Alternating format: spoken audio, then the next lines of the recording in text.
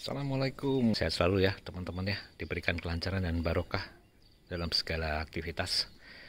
Oke, minggu pagi, free time, libur, saya ada sesuatu untuk di-share dan semoga ada manfaatnya ya teman-teman.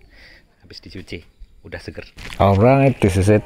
Ini produk yang sudah lama sebenarnya ya, sejak zaman R25 diluncurkan di Indonesia, di dunia juga barangkali. RPM shock absorber, ini adalah rear shock atau shock belakang. Desainnya dia itu ada tabung atau reservoir terpisah, dan kita start momen ini dengan unboxing ya teman-teman ya. Sudah sering ya di channel-channel yang lain, nggak apa-apa ya saya remind ulang bahwa ini adalah shock untuk R25, buat MT25 juga oke, karena secara rangka dan fisik sama ya teman-teman ya. Oke, kita lihat one by one, kita mulai dari yang ringan-ringan dulu. Nah, ini bracket untuk reservoirnya, tabungnya satu, kemudian kita dapat kunci pengaturnya, ada aluminium ya di ujungnya ya, keren. Next kita punya C-shape key, ada logo RPM nya, ini untuk mengatur preload ya, shock breaker sama dengan shock-shock yang lain. Dan ini adalah shocknya sendiri seperti ini, tipenya reservoir terpisah. Ini konsep ini yang nemuin dokter Christian Boursier de Carbon ya, saintis dari Prancis. Nanti saya ceritain sedikit ini kenapa bentuknya seperti ini ya teman-teman ya. Oke, baik, sebelumnya kita lihat dulu shock standar yang MT25. Ini adalah tipenya twin tube. Kenapa twin tube? Ada dua tube sebenarnya di sini ya, lapis dalam dan lapis luar. Lapis dalam isinya oli, yang luar isinya udara. Kenapa seperti itu? Karena namanya dampering, ketika fluid itu ditekan dia harus punya rongga yang untuk bergerak ya, dia ke tube yang terluar. Model twin tube ini banyak digunakan universal di motor-motor di dunia, paling banyak digunakan. Kita balik lagi, dan ini adalah model de Carbon seperti ini. Secara kasat mata hampir sama ya, cuman di sini tube-nya di sini single aja, isinya hanyalah oli. Udaranya di mana? Ada di sini. Jadi udara diganti dengan nitrogen ya. Jadi ini ada space yang dipakai oleh nitrogen N2 dan space yang dipakai oleh oli, dan dipisahkan oleh katup ataupun valve. Nah, bedanya di situ teman-teman. Nah, kenapa harus pisah? Menurut info katanya kalau misalnya ada rongga itu cenderung dan bisa mengakibatkan busa ataupun foam. Makanya dilakukan pemisahan dengan menggunakan katup ataupun valve. Aduh, saya malah belum nyebut merek ya. Sorry di remind kalau saya salah. Ini adalah mereknya RPM. Websitenya di sini, huruf di belakang sudah kelihatan ya bahwa dia buatan Taiwan. Dan di all shop dan di reviewer yang sudah ada di YouTube juga banyak yang sudah review ini. Dan berdasarkan publikasi yang dilakukan oleh si RPM ini, dia cukup familiar untuk dunia race. Oke, kita lanjut. Oke, terkait dengan feature, kita tahu ada compression, ada rebound, ada preload ya. Nah, di sini di shock ini sudah ada tiga-tiganya. Saya akan tunjukkan satu-satu. Di bawah sini ada baut pemutar. Nah, ini untuk mengatur rebound ya. Kemudian yang atas ini kita juga bisa lihat ada, ini katanya namanya castle nut ya. Ini bisa kita putar menggunakan kunci C-shape tadi yang sudah disediakan. Nah, ini untuk ngatur preload. Dan yang terakhir adalah compression, ada di reservoirnya. Dan di sini ada L sama H, ini adalah untuk low speed, dan H untuk high speed. Bisa kita atur dengan kunci yang disediakan tadi. Nah, sebenarnya fungsinya low itu adalah low speed adalah pengaturan kompresi. Kompresi itu adalah ketika kita melakukan riding, kemudian shock itu akan, misalnya kita rem gitu ya, shock itu akan maju mundur gitu ya. Nah, itu untuk mengatur kompresinya. Kalau di sini itu dipisahkan gitu ya, biasanya jadi satu, kalau ini dipisahkan untuk low speed dan high speed.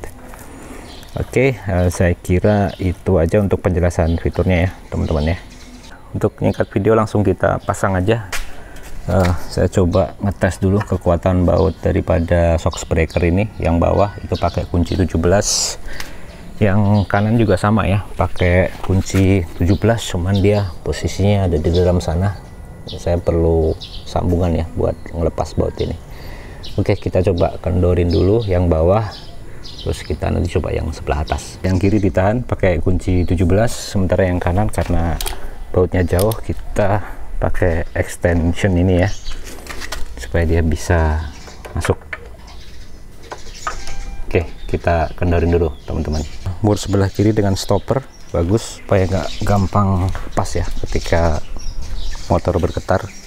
Baut yang atas sama, baut kunci 17, cuma sama ini masih perlu extension nih buat bukanya. Nah ini cara bongkarnya kayak gini dan nggak bisa sendiri nih, dibantuin Mas Irwan nih. Standar satu tetap masang, kita pakai dongkrak, papan, nyangga ke katalis. Yang penting rodanya, ini udah lepas ya baut atasnya.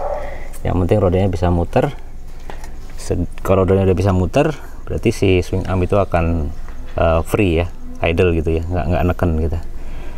Baut atas sudah diambil, sekarang tinggal baut yang bawah, tinggal kita tarik pakai tang. Oke, lanjut. Jangan lupa tadi setelah skrupnya ditarik, dipegangin ya shock breakernya, karena dia langsung jatuh ke bawah. Terus kita lepas cover ini. Saya nggak bisa kalau nggak dilepas baru ngeluarin shock breaker standarnya. Oke, akhirnya terlepas juga. Harus bongkar undercowl tadi ya. Oke, ada isu di sini. Bos bawah ini nggak masuk ya ke sini, kepanjangan. Ini saya ambil dari shock bawaan. Sebenarnya kurang dikit sih sebenarnya. Kalau yang bawaan bisa masuk. Berarti ini mesti dikikis dulu sedikit. Udah disesuaikan. Coba kita pasang ya. Oke, selesai sudah. Baut sudah dipasang atas sama bawah. Jangan lupa kalau rekomendasi dari Yamaha ini torsinya 58 Nm ya. Ini masih dibungkus sengaja biar pas kepasang nggak ke gesek-gesek, masih mulus. Ini juga masih mulus. Terus bracket dipasang di sini. Kayaknya perlu kabel disk di sini. Masih bingung tadi gimana cara nyeting preload, ternyata masih bisa dari sisi kanan sini. Aman ya. Suspensi shock breaker belakang bawaan Yamaha MT25. Kita lihat di sini dia sudah ada preload. Preload ini bisa 7 step. Jadi tinggal dimasukin gini aja. Terus kita putar 1 sampai 7, semakin besar dia akan semakin rapet ya. Jadi semakin stiff, semakin hard atau keras. Sebaliknya kalau dikurangin akan soft feel-nya ya. Kuncinya juga teman-teman bisa temukan di toolset yang ada di bawah jok. Nah, karena sudah saya ganti shock breakernya dengan punya RPM, ini saya simpan. Jangan lupa nih dua dimasukin ke toolset. That's it. Hasil pemasangannya seperti ini. Ini modelnya RPM G2 G Plus ya. Kalau di datasheetnya itu ini buat settingan high speed dan low speed, ada 18 klik ya each. Saya belum begitu bisa ngeset ya sekarang ya, karena memang harus dipakai riding buat tahu feelnya, buat tahu kurang dan lebihnya di mana gitu, baru kita mau setting di sini nanti. Tapi yang pasti yang pertama saya setting tadi adalah rebound ya, karena pas saya pasang di awal tadi saya coba empuk banget gitu ya. Ini tinggal saya putar yang sisi bawah, masih bisa terjangkau baut ini buat dapetin rebound yang lebih cepet ya. Oke, itu aja teman-teman, sedikit sharing tentang pemasangan decarbon type shock breaker ya, rear shock breaker buat Yamaha MT25. Tadi ada sedikit penyesuaian di bawah sini dan alhasil alhamdulillah lancar ya pemasangannya ya.